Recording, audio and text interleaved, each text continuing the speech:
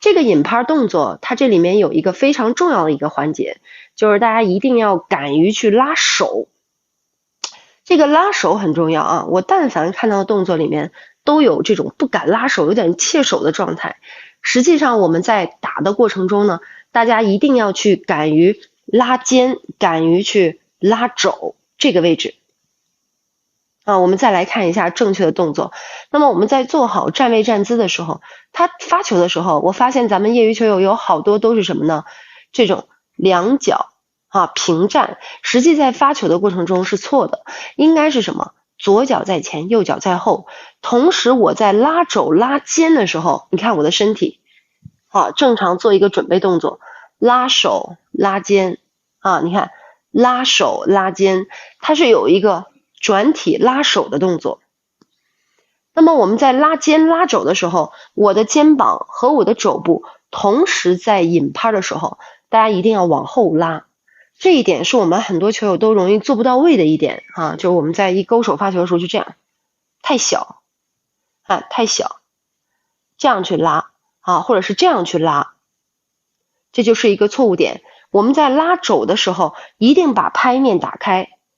我经常说就像我们拉弓射箭一样，它在拉肘的时候就像我们在储备我们在蓄力的一个状态，引拍的一个状态。所以我们在勾手发球的时候，自己身体一定要有一点转体动作，同时把肘和肩打开。你看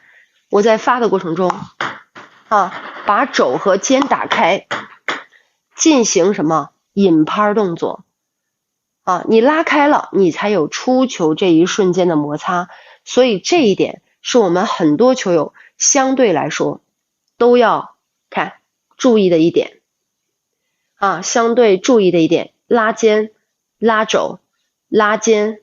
拉肘，这一点一定要记住拉肩拉肘的过程中，我们的拍面是什么样子的？整个的拍面其实你无论是直板你还是横板，我们在引拍的时候，整个的拍面是冲向你自己的。如果你在拉肘的时候你是这样的，冲向前侧，你在出球的时候你很容易推出去，很容易什么蹭出去。所以你在引拍的时候，你看这个拍面怎么样？大家看到一个关键点没？你在引拍的时候，你的拍面是冲向你自己的它不是冲向前侧的。这个手腕大家看，关键点就是直板和横板，它始终都是回勾的，它的整个拍面它始终都是勾住的，它不是怎么样手腕冲前的，手腕回勾，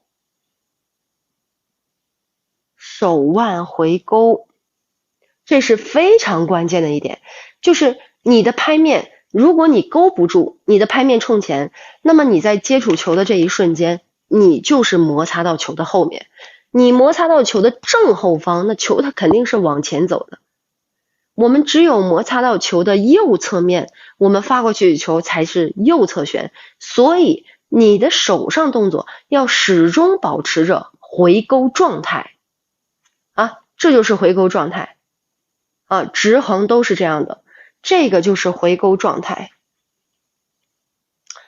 手腕始终都是一种勾腕状态，你看引拍引拍引拍引拍引拍引拍，然后出球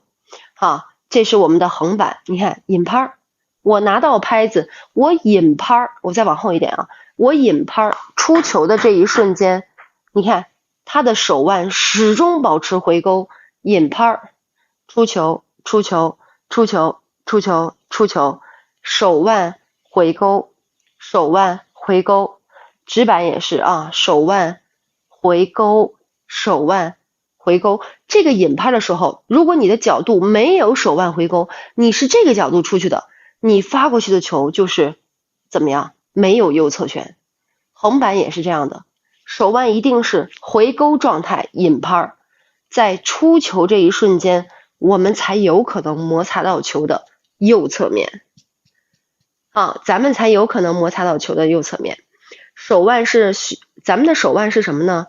这个手腕有人跟我说它是什么感觉，就是这个手腕的手背就像我们在打反手一样，它始终要保持手背发力。所以我们在引拍的时候，它也是保持手腕回勾，手腕有一个手背发力的动作。从引拍到出球的时候，无论直横板都要注意这一点。